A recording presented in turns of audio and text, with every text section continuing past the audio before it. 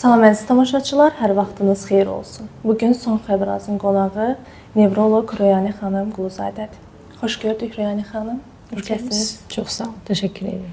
Yaxşı olasınız hər zaman. Öncəliklə özünüzü təqdim etməyinizi istəyirəm ki, izləyicilərimiz sizi daha da yaxından tanısın. Mən pediatr nevroloqam, Röyani Quluzadə. Avropa Pediatrik Nevrologiya Cəmiyyətinin üzvüyəm. Amerika Hərəkət Pozuntuları Cəmiyyətinin üzvüyəm. 20 ildən artıqdır stajım var və 20 ilə yaxındır ki, sırf uşaqlarda və böyüklərdə olan bir çox nevroloji problemlərlə, xüsusilə hərəkət pozuntuları, ifliclər, bu ifliclərin müasir müalicəsi, bax bunlarla məşğulam. Çox gözəl, şad olduq sizi daha yaxından tanımağımıza. Röyani xanım, bilirik ki, bugün, yəni gündəmi ən çox zəbt edən məsələlərdən biri gənclərimizin tez-tez panik atak keçirtməsidir. İstərdim biraz bununla bağlı danışaq. Ümumiyyətlə, stres, nevroz, gərginlik, bunlar şəhər insanının xəstəliyidir. Yəni, urbanizasiya, deməli, həyat tərzi yaşayan insanlarda stres həmişə kənddə yaşayan insanlardan daha çoxdur. Nəyə görə? Çünki şəhərin rutini, şəhərin tıxacı, şəhərin çirkli atmosferi, səs-küyü, bunlar hamısı insanın sinir sisteminə təsir göstərir və şəhər insanları həmişə stresə, panikə, təşvişə meyillidirlər və əlbəttə ki, daha həssas sinir sistemi olduğuna görə cavanlar daha çox məruz qalır bu problemə və biz son vaxtlar həqiqətən də çox cavan insanlarda təşviş, obsessiv-kompulsiv nevroz, takıntı dediyimiz takıntı nevrozu, sonra panik atak, hətta bunun son nəticəsi kimi huşun itməsi, konversiyon tutmalara kimi görə bilirik. Bəs bu huşun itməsi hər zamanmı panik atakdan dolayı olur, yoxsa bunun başqa səbəbləri də ola bilir? Əlbəttə ki, xeyr, yəni səbəbləri çox fərqli ola bilir. Məsələn, bizim huşunu itirən insanda birinci növbədə aydınlaşdırmalı olduğumuz problem bu epilepsiya mənşəli huş itməsidir, yoxsa bu psixogendir, yəni sinir mənşəli huş itməsidir. Məsələn, daha çox bayırda, çöldə, qəfil yıxılan, başı dəyən, ümumiyyətlə ağır travma alan, bəzən ağzından köpük gələn və bədənində titrəmələr olan insanlarda çox vaxtı bu epileptik mənşəli olur. Çünki epileptik olmayan psixogen mənşəli olanlar daha çox, belə deyək də, yaxın insanlar arasında kiməsə öz diqqətini göstərmək istəyirsə ki, o mənə diqqət göstərsin, yəni ailə üzvləri arasında olur. İnsan çox möhkəm travma almır, yəni o psixogen huş itmələrində insan bir rahat yerə yıxılır, çox ağır zədə almır, özünü də qoruyur yıxılmaq üçün. Bir növ göstərişli tutmalar olur, yəni psixogen tutmalar. Ona görə də daha çox ev şəraitində olur sinir mənşəli. Məsələn, yoldaşı görsün, qaynanası görsün bu vəziyyətini, baldızlar görsün, gəlinlərdə çox vaxtı görürük və son vaxtlar belə pasiyentləri çox qəbul edirik deyən mən bunları sadalayıram. Yəni, cavan xanımlarda, gəlinlərdə biz görürük ki, bu cür psixogen qıc olma keçirtdi, yıxıldı, titrədi. Amma əlbəttə ki, yəni mütəxəssis, həkim, nevroloq, xüsusilə uzun illər təcrübəsi olan mütəxəssis onları tutmanın görən kimi onu fərqləndirir epileptik mənşəlidə. Əlbəttə, son vaxtlar ürək mənşəli problemlər artıb. Cavanlarda da ürək mənşəli yıxılma, huşun itməsi, ürək nahiyəsində ağrı.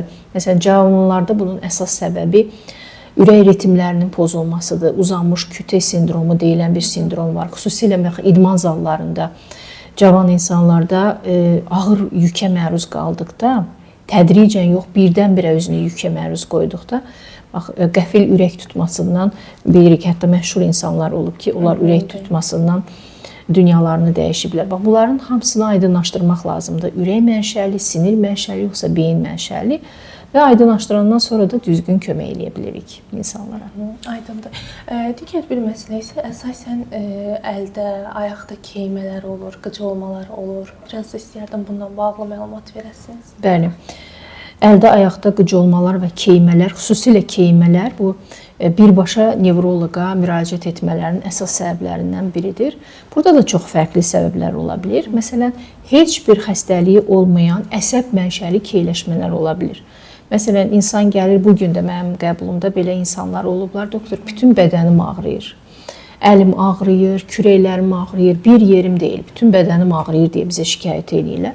Və çoxsu da nevroloqa gələnə kimi çoxlu həkimlərin müayinəsindən keçirlər.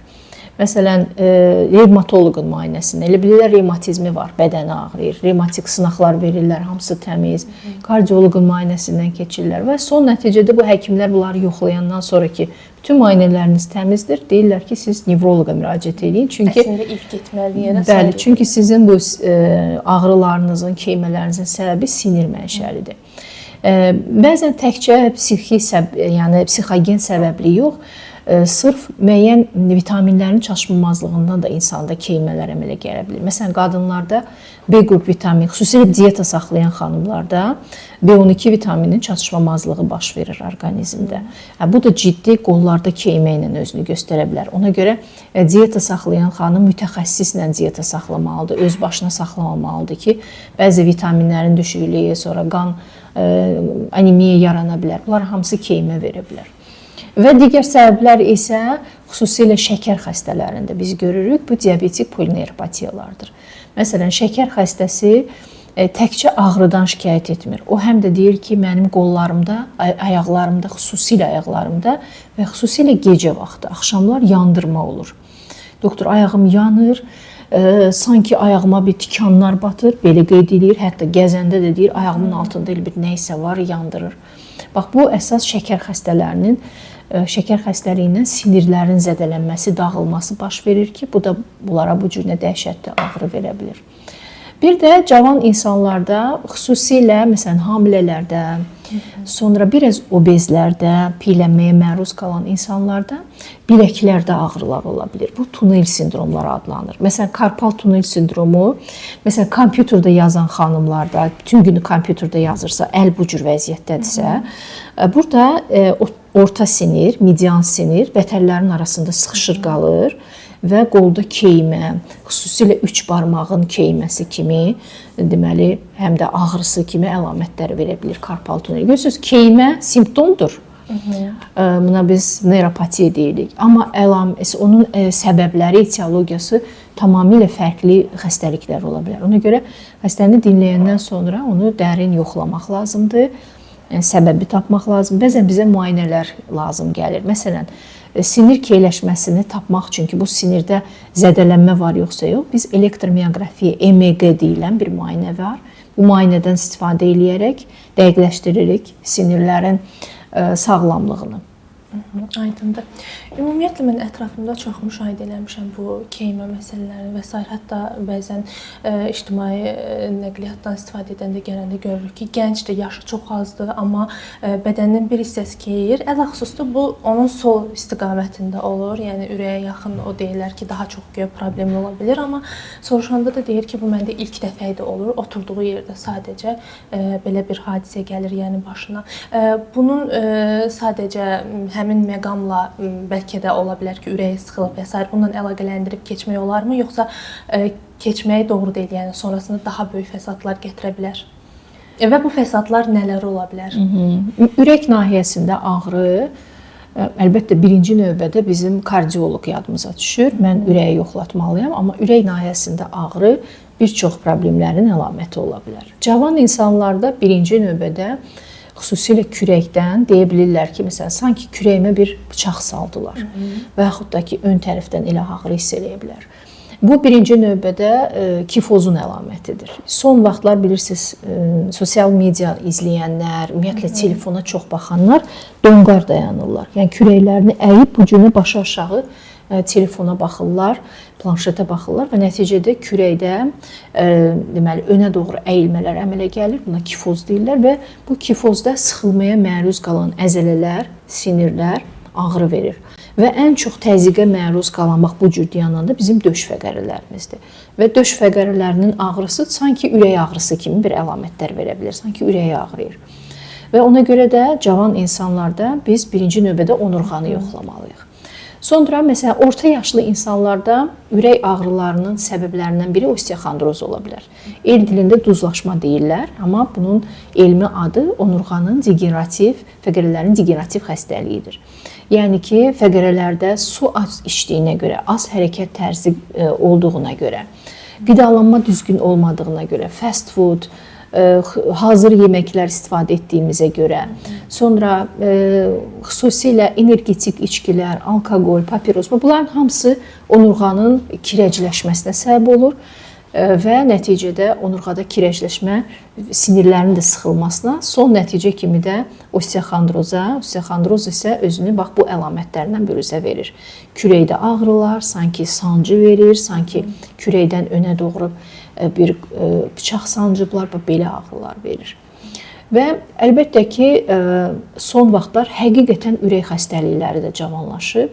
Yəni, ürək damarlarının tutulması, xüsusilə xolesterinlə tutulması nəticəsində biz həqiqi stenokardiya əlamətləri görə bilərik. Stenokardiya ürəyin tac damarlarının tutulması nəticəsində ürəkdə yaranan ağrılardır. Əlbəttə, bu işlə kardioloq məşğul olur, amma biz nevroloq kimi bizim işimiz, əgər kardioloq müayinə elədirsə, ürək damarlarında tutulma, ürəyin işemiyası, qidalanması pozulmayıbsa, digər səbəblərin araşdırılması nevroloqun işidir və biz bu işlə məşğuluq. Ona görə də cavan insanlarda xüsusilə diqqətli olmaq lazımdır. Aydındır. Məncə özünüz də tez-tez rast gələrsiniz, bəlkə də bu şikayətlə sizə də gəlirlər. Başda və qulaqda küylərin olması bu nədən qaynaqlanır? Bəli, xüsusilə yaşlı adamların problemidir bu. Qulaqda küy, başda küy və bizə gələndə deyirlər ki, doktor, mənim beynim sakit deyil. Mənim sanki başımın içində bir motor var. Səs gəlir davamlı. Ya bunu qulaqda səs kimi deyirlər, yaxud da ki, düzgün bizə təsvir elə bilmirlər və bizə deyirlər ki, başımda səs eşidirəm. Əslində bunun elmi adı tinnitusdur. Yəni başda heç bir səs yoxdur. Bu qulaqda səsdir, amma insan onu başında səs kimi təsvir eləyir də, belə deyək. Və səslər fərqli ola bilər. Məsələn, xışıltı səsi ola bilər, güppultu səsi ola bilər, hiss eləyə bilər, motor səsi, gürültü hiss eləyə bilər. Yəni, yaxud da ki, bəziləri deyir, tak, sanki neysə döyəcləyir. Belə bir səslər eşidə bilərlər və dediyim kimi adı tinnitusdur. Tinnitus bir simptomdur, yəni əlamətdir, bir xəstəlik demək deyil. Tinnitusun səbəbi isə fərqli xəstəliklər ola bilər. Məsələn, ən sadə bir şey, tinnitus yarana bilər qulaqda tıxacdan. Yəni, kir tıxacları, kükürt tıxacları ola bilər və bu tıxaclar hava keçiriciliyini poza bilir və müəyyən səslər yarana bilir. Ən sadə bu birinci yoxlanmalıdır lor həkimində. İkincisi, məsələn, insan təkrar daxili qulaq xəstəlikləri keçirirsə, iltihabı, bu xronikləşəndən sonra insanda qulağında səs yarana bilər. Çünki təbir pərdəsi elastikliyini itirir, zədələnir və səslər yarana bilər. Cavanlarda isə əsas səbəb, bax, bu qulaqcıqlardır. Yüksək səslə qulaqcığın istifadə olunması, xüsusilə kənardan qoyulan qulaqcıq yox, içəri salınan qulaqcıqlar var, bu yeni nəsil.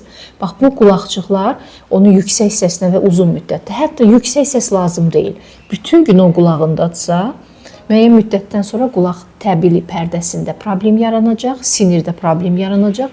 Həm küy yarana bilər, həm də eşitmə zəifliyi yarana bilər. Ona görə buradan cavanlara xüsusilə qeyd etmək istəyirəm. Onu fasiləli istifadə edin. Davamlı o sizin qulağınızda olması, xüsusilə səsin desibelinə fikir vermək lazımdır. Yüksək səslərlə qulaq asmaq bu bir mənalı sizə fəsad yaradacaq. Və səbəblərdən biri boyun və beyin qan dövranı pozulması. Məsələn, yaşlı insanlarda qan dövranı zəifliyi olur. Beyin qan dövranı zəifliyinin nəticəsində vertebrobazilyar sistemdə də qan dövranı zəifləyir və bunun bir fəsadı kimi də qulaqda səs yarana bilər. Belə bir nadir xəstəlik var, Menier xəstəliyi deyilir buna. Məsələn, Menier xəstəliyində bu xəstəlikdə insan həm qulağında səs olur, həm eşitməsi getdikcə zəifləməyə başlayır, həm də baş gicəllənmə atakları başlayır. Bax, bu üç əlamət bir xəstədə görürüksə, bu Menier xəstəliyidir, daxili qulağın xəstəliyidir, nadirdir, amma bunu da rast gələ bilərik. Və bir də qulaqda küyün bir səbəbi də təzyiq ola bilər. Son dövrün ən belə bizi narahat edən problemlərindən biri və həqiqətən də cavanlaşan arterial təzyiqin yüksək olması qulaqda pulsasiya şəklində səs verə bilər. Güp, güp, güp. Bax, bu cürlə səsə, küyə səbəb ola bilər. Görürsünüz, nə qədər fərqli bir xəstəliklər mən sadaladım. Ona görə də başda, qulaqda səs, tinnitus bu mütləq surətdə çox dəqiq araşdırılmalıdır. və dəqiq səbəb tapılmalıdır. Mütəxəssis, bəli, mütləq yoxlamalıdır. Rüyanə xanım, son olaraq isə sizə belə bir sual ünvanlamaq istəyirəm. Ümumiyyətlə, yuxu pozuntularının arxasında hansı nevroloji səbəblər dayanır və ələxüsusda uşaqların yuxuda olan zaman qorxulu yuxular görməyi, bundan narahat olmaqları, yəni bunların arxasında nə kimi nevroloji səbəblər var? Ümumiyyətlə, yuxu pozuntuları nevrologiyanın bir ayrı sahəsidir. Hətta son vaxtlar nevrologiya özü müəyyən hissələrə bölünür və nevrologiya müəyyən sahələri ilə işləyən mütəxəssislər ayrılır. Məsələn, nevrologiyada qıcolmalarla məşğul olan mütəxəssislər var. Sırf epilepsiya ilə məşğullar, epileptoloq adlanır. Və yuxularla məşğul olan mütəxəssislər də var ki, bunlar sırf yuxu problemləri ilə məşğullar. Çünki yuxu o qədər sirli, hələ tam aydınlaşdırılmamış və çox qəribə, belə deyək də, simptomlar verən bir qrupdur ki, burada bəzən həkimlər özü üçün də müəyyən çətinliklər yaranır. Çünki birincisi yuxu pozuntuları çox vaxtı epilepsiyalarla qarışıq salınır, xüsusilə uşaq yaşlarında. Yuxuda baş verən müəyyən pozuntular, bunlar bəzən yuxuda keçirilən epilepsiya ilə bağlı olur. Məsələn, yuxuda qorxmalar, durub ağlamalar, durub danışmalar, diksinmələr. Bunlar həm yuxu pozuntusunun, həm də epilepsiyanın əlaməti ola bilər. Məsələn, alın epilepsiyası yuxuda qəfil qışqırıb durmaq, sanki bir qorxulu nəyisə gördü, qəribə hərəkət eləmək, yanındakiləri tamam tanımamaq, əl-qol atmaq. Ayılandan sonra gözünə nəyisə görsən. Yəni ayılanda isə onların heç nə yadında qalmır ki, nə baş vermişdi, nə üçün mən belə eləyədim, nədən qorxdum. Yəni bax, epilepsiya ola bilər. Alın epilepsiyası, frontal nokturnal lob epilepsiya. Bunun adı belədir və genetik epilepsiyadır. Bəzən isə gecə qorxuları sırf yuxu xəstəliyidir. Buna parasomniya deyirlər. Parasomniyalar yuxuda baş verən qəribə hallardır. Məsələn, parasomniyalara yuxuda gəzməni misal göstərə bilərəm. Somnambulizm bunun tipli adı.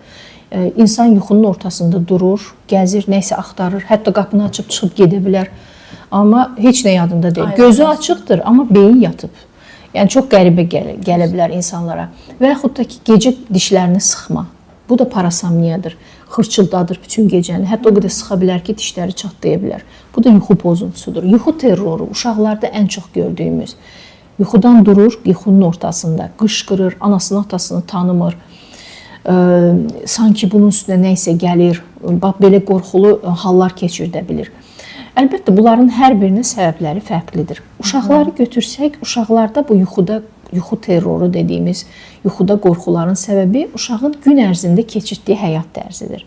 Əgər uşaq gündüz həyəcanlı, narahat şeylərə baxırsa, qorxulu şeylərə telefonda, televizorda baxırsa, gün ərzində çox uşaqlarla dalaşırsa, evdə stres, səs-küy, qışqırıq çoxdursa ailə mühitində, belə uşaqların gecə terroru dediyimiz o yuxu pozuntuları çox olacaq. Amma sakit həyat tərzi keçirirsək, bu günü rahat olubsa, həmin gecəni uşaq rahat yatacaq.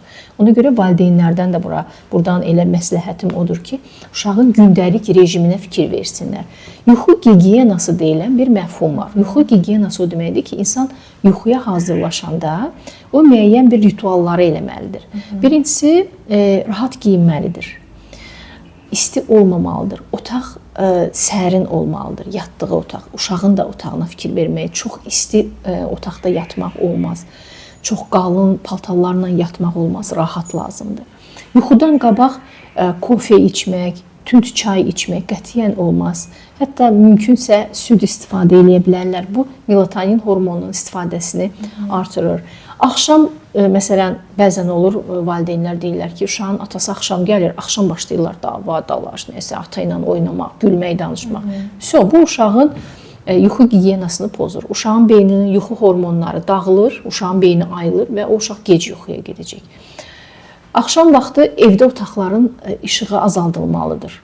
Gür işıq beynimizdə melatonin hormonunun ifrazını pozur. Ona görə qaranlığa, yəni tünd otaqda işıqlar qaranlıq olmalıdır, azaldılmalıdır ki, uşaq da yuxuya getməyə. Bu təkcə uşağa aid deyil, hətta böyüklər də eyni ritualları yerinə yetirməlidir. Məsələn, axşam vaxtı idmana gedirlər. Bu tamamilə səhv bir şeydir.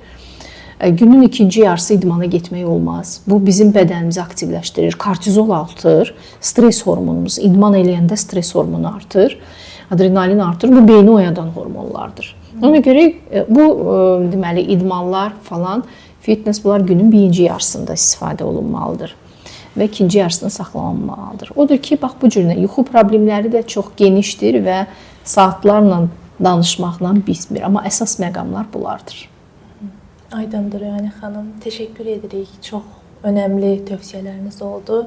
Çox sağ olun. Əminəm ki, izləyicilərimiz üçün də bunların hər biri çox böyük önəm kəsb eləyəcək. Siz sağ olun. Bir daha təşəkkürlər. Sağ olun. Belə, verilişimizin sonuna gəlib çatdıq. Gələn görüşlərə dək.